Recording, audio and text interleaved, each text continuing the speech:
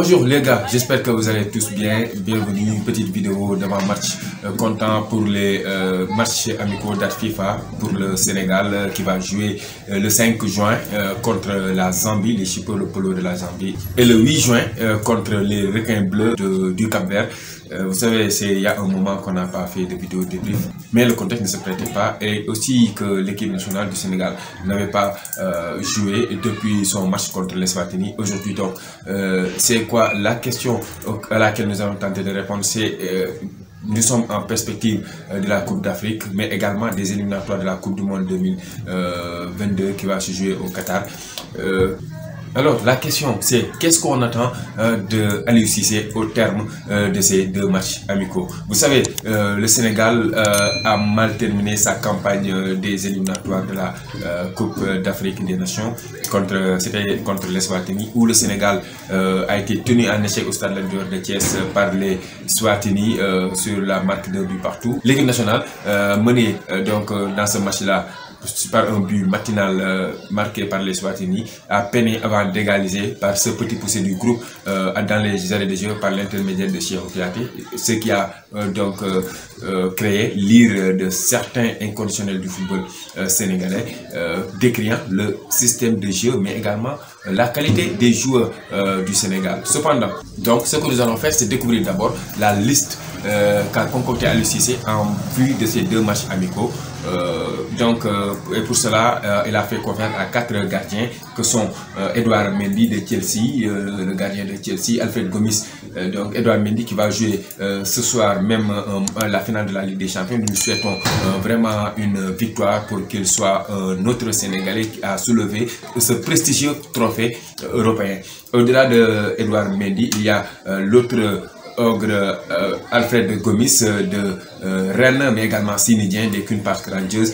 Il y a également Pape Seydou Ndiaye du Jaraaf, Youssouf Koulibaly de Bordeaux, Lamine Gassama donc de Göztepe en Turquie, Pape Abou Cissé de Saint-Etienne, Salou Ciss Nancy, Salif Sané Schalke 04 Allemagne, Ousseynou Ba Olympiakos, Kalidou Koulibaly Naples, Abdou Diallo donc Abdou Diallo PSG, Abdoulaye Seck Fodé Ballo-Touré donc pour Monaco, et Cheikhou Kouyaté Crystal Palace. Ça ce sont les défenseurs. En milieu de terrain, c'est Idrissa Gana Gueye, Nampalys Mendy donc qui est de Leicester, Pape Matar Sarr FC Metz, Joseph Lopi Sochaux en France, Moustapha Nam Paris FC en France, Krépin Diatta Monaco. Et pour les attaquants, il y a Saleh Thioub qui fait son retour, Saleh Thioub de Angers, Ismaïla Sarr de Watford, Habib Diallo de Strasbourg également le Thiessois, Boulaye Dia buteur du FC Reims, Sadio Mané de Liverpool, Famara Diédhiou Bristol en Angleterre et Keita Diao Baldé de Sampdoria en Italie. Voilà donc la liste de Aliou Cissé contre la Zambie. Maintenant, il y a un autre fait, c'est que en étudiant la Zambie, c'est une équipe que le Sénégal doit beaucoup respecter. Pourquoi? Parce que au moins la Zambie a pu soulever le trophée continental africain, c'est-à-dire la Coupe d'Afrique, c'était en 2012. Et c'est la Zambie, souvenez-vous, qui éliminait le Sénégal, donc parce qu'ils partageaient le même groupe, et la Zambie a réussi à battre le Sénégal 2-1 avec une formation très bien entraînée par Hervé Renard, qui a permis, le coach français, qui a permis aux Zambiens de soulever le trophée continental africain. D'autres choses, c'est quoi? Les Chipolopolo et les Lions de la Teranga ont une longue histoire, donc ce qui fait que les matchs entre ces deux équipes ne sont jamais faciles, qui s'est souvent soldé par des matchs nuls le plus souvent. On se rappelle également de la victoire du Sénégal en 2002 contre la Zambie sur une tête de Souleymane Camara. Mais il faut savoir dernièrement que la Zambie est en reconstruction, et donc même si la Zambie n'a pas pu se qualifier lors de la dernière Coupe d'Afrique, parce que la Zambie partageait sa poule avec l'Algérie, le dernier champion africain, le Zimbabwe et le Botswana. Maintenant, c'était des matchs âprement disputés, et peut même revenir sur les résultats, puisque la Zambie donc en premier match a été battue par l'Algérie 5-0, suivi d'une autre défaite à domicile contre le Zimbabwe 2-1. Ensuite, vous voyez, la Zambie s'est ressaisie lors de la 3e journée contre le Botswana 2-1. Ensuite, la Zambie s'est encore inclinée à l'extérieur contre le Botswana 1-0, avant de faire un match vraiment épique contre l'Algérie, qui s'est soldé par sur un score de 3 buts partout.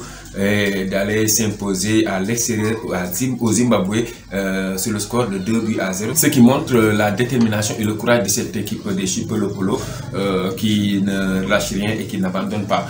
L'autre chose, c'est quoi?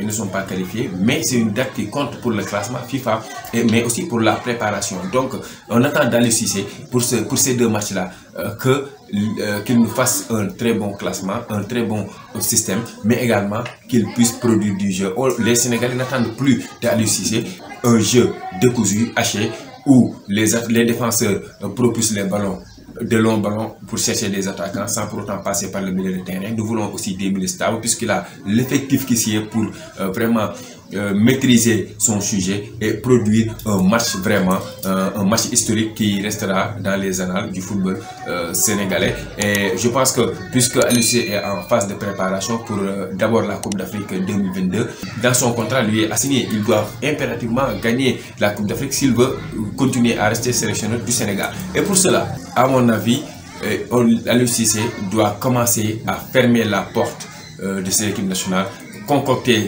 un 11 idéal et commencer à travailler avec ce 11 là pour permettre de créer une cohésion d'équipe, mais également une équipe très soudée qui pourra même avec les yeux fermés se retrouver, parce que il y a les joueurs pour, mais chaque jour en changeant de système, en changeant de dispositif tactique, en changeant de joueurs, en appelant certains qui viennent rejoindre l'équipe, on n'a pas cette moule là qu'il veut concocter, parce qu'il faut le dire également, Aliou Cissé est l'entraîneur qui a le plus appelé de joueurs parmi les sélectionneurs du Sénégal.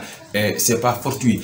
C'est pourquoi le Sénégal ne parvient toujours pas à produire du jeu, ne parvient pas à maîtriser son sujet. Même avec les gros, le Sénégal a du mal à faire du jeu. Pourquoi? Parce que on n'a pas une équipe, mais on a une sélection, d'accord. Mais si des joueurs avaient l'habitude de jouer entre eux, vraiment, je pense que cela ferait l'affaire. Mais à chaque fois, Aliou Cissé change de système, change de dispositif, change de classement, ce qui fait que à chaque fois c'est un éternel commencement pour les joueurs. Même s'ils commencent à s'adapter et qu'on change de système, c'est un éternel recommencement. Donc, il doit commencer à travailler sur un système tactique et essayer de le faire assimiler à ses joueurs, mais également fermer les portes de la sélection pour ne travailler qu'avec les joueurs auxquels il a confiance en vue de mener l'équipe nationale du Sénégal vers le sacre en 2022. Parce que je le dis, le Sénégal est longtemps classement premier au classement FIFA africain et 20e sur le plan mondial. Mais ceci devrait se traduire sur le terrain. C'est pas parce qu'on est premier sur le classement africain qu'on doit dormir sur nos lauriers. Mais bien au contraire, les équipes sont trop en avance sur nous. Le Sénégal n'a pas encore gagné de compétition africaine, de compétition majeure, je vais dire, malgré son statut, malgré son rang. Et les observateurs avertis le savent que le Sénégal, même s'il a du potentiel, manque de caractère. Et c'est ce qu'on espérait de Aliou Cissé, qui est un coach qui a toujours montré du caractère, mais son équipe ne peut toujours pas montrer ce caractère-là. Alors, le Cap-Vert également une très bonne équipe qui a montré souvent ce qu'il valait. C'est vrai que le Sénégal l'a récemment éliminé des compétitions qualificatives de la Coupe du Monde de la Coupe d'Afrique passée. N'empêche que le Cap-Vert est une équipe très joueuse, amenée par Ryan Mendes, mais également Gary Rodriguez. Vous le savez, cette équipe du Cap-Vert, les requins bleus ne sont pas donc dans les compétitions pour faire de la figuration, et à chaque fois qu'on les considère comme des outsiders, ils viennent pour créer la surprise. Donc Aliou Cissé est averti. Et voilà deux matchs donc amicaux qui vont servir de sonde pour Aliou Cissé pour savoir vraiment qu'est-ce que le Sénégal, l'équipe nationale du Sénégal va valoir pour les prochaines éliminatoires de la Coupe du Monde qui vont démarrer au mois de septembre, je pense, mais également la Coupe d'Afrique prochaine qui va démarrer au mois de janvier. Au-delà de la Zambie et du Cap-Vert que nous respectons beaucoup, puisque en Afrique on peut dire qu'il n'y a plus de petites équipes, la Fédération sénégalaise de football doit maintenant pouvoir chercher de vrais sparring partenaires pour l'équipe nationale du Sénégal. Ce n'est pas que de petites équipes auxquelles le Sénégal doit jouer, la Zambie, le Cap-Vert, le Togo. On doit chercher des équipes comme le Nigeria, le Cameroun, le Maroc, la Tunisie, l'Égypte, l'Afrique du Sud. Voilà des grosses équipes auxquelles on doit essayer de faire de prendre comme sparring partenaire si nous voulons gagner la Coupe d'Afrique. Puisque pour gagner la Coupe d'Afrique, il faudrait battre de grandes équipes. Et voilà les grandes équipes d'Afrique qu'il faudrait affronter pour avoir ou bien pouvoir se jauger et savoir quel est le niveau réel de l'équipe nationale du Sénégal. Il ne faudrait pas jouer contre de petites équipes. Faire montrer sa suprématie et lors de la Coupe d'Afrique peiner à battre les grosses équipes. On a eu la preuve lors de la dernière édition de la Coupe d'Afrique où le Sénégal a beaucoup peiné contre les grosses équipes. On a vu le Sénégal perdre 2 fois face à l'Algérie, peiner avant de gagner la Tunisie qui vraiment était vraiment poitillant, puisque même pour se qualifier contre le Madagascar, la Tunisie a laissé des plumes. Et pourtant, le Sénégal n'a pas pu battre facilement cette équipe de la Tunisie. Mais également, il y a d'autres ogres que le Sénégal n'a pas pu battre facilement. Et associé à cela, il y a aussi l'équipe d'Éthiopie que le Sénégal n'a pas pu battre facilement. Mais également, en match de poule, il y a eu des matchs vraiment qu'on pensait faciles et où le Sénégal a vraiment peiner les Sénégalais avant de prendre les 3 points. On peut également citer le match contre l'Éthiopie qui avait vraiment montré de très belles choses, mais également au-delà de l'Éthiopie, on peut parler du Bénin, les écuries du Bénin qui nous avaient donné du fil à retordre. Donc cet appel va à l'endroit de la Fédération sénégalaise de football et de toutes ces organisations qui organisent ces matchs amicaux. L'équipe nationale du Sénégal doit avoir de vraies équipes, de vrais sparring partenaires si nous voulons gagner cette Coupe d'Afrique. Et pour revenir à la question, qu'attend-on d'Aliou Cissé au terme de ces 2 matchs? La réponse est courte, claire et concise. Donc 2 victoires, une contre la Zambie, une autre contre le Cap-Vert, mais également avec la manière. Et pour cela, qu'est-ce qu'il faudrait faire? C'est d'amener sur le terrain des hommes conquérants qui ont envie de gagner, mais également pour faire oublier la déroute du Sénégal contre l'Eswatini, puisqu'il faut l'appeler ainsi, c'est une déroute, puisque l'Eswatini nous avait vraiment donné du fil à retordre ici au stade de Thiès. Voilà, ça en est tout donc pour cette vidéo débrief pour ces 2 matchs comptant pour des dates FIFA, mais également des matchs amicaux qu'il faudrait gagner pour garder le standing de premier au niveau africain, mais aussi comme je vous l'ai dit, oublier ce match affreux livré contre l'Eswatini. C'en est tout. Merci de vous abonner, de cliquer sur la cloche de notification. Nous allons revenir, Inch'Allah, pour des vidéos débrief lors des matchs, Inch'Allah. Pour ces 2 matchs-là, nous allons les débriefer un à un et voir qu'est-ce qui a marché ou bien qu'est-ce qui n'a pas marché. Prions pour que le Sénégal remporte à chaque fois les 3 points avec la manière, puisque nous devons être derrière les Lions, les pousser à ce sacre-là au Cameroun en 2022. En attendant, n'oubliez pas de vous abonner, de cliquer sur la cloche de notification. Portez-vous bien. Au revoir.